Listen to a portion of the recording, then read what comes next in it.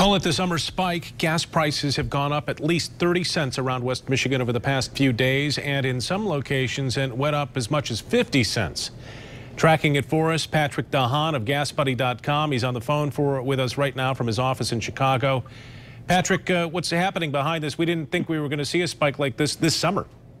Yeah, no, we didn't certainly see this coming either. A lot of it amounts to not only some refinery issues that have continued for the last month, but Wednesday, well, of course, yesterday, a big gain in the price of oil after the EIA said oil inventories declined by their largest amount so far this year. And unfortunately, oil prices spiked, and combined with some refinery issues still, it's led us to the disgusting state of gas prices today.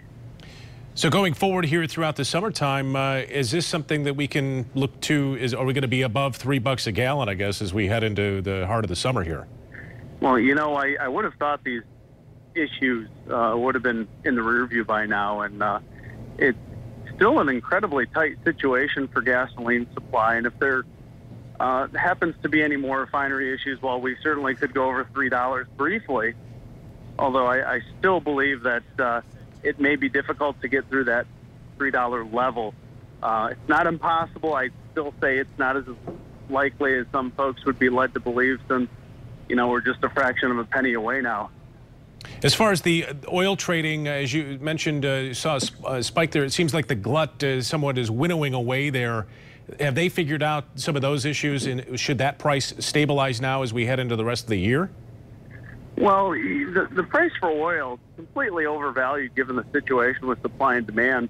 That same EIA report yesterday said that oil inventories are still 81 million barrels higher than a year ago. You have the Saudis today saying, hey, we'll produce more if it's needed. So a lot of this stuff suggesting that oil prices should go down. That's why it's a head scratcher that oil prices continue to advance. All right, we'll continue to watch it, of course. Patrick DeHaan with GasBuddy.com out of Chicago this afternoon. Thank you, Patrick.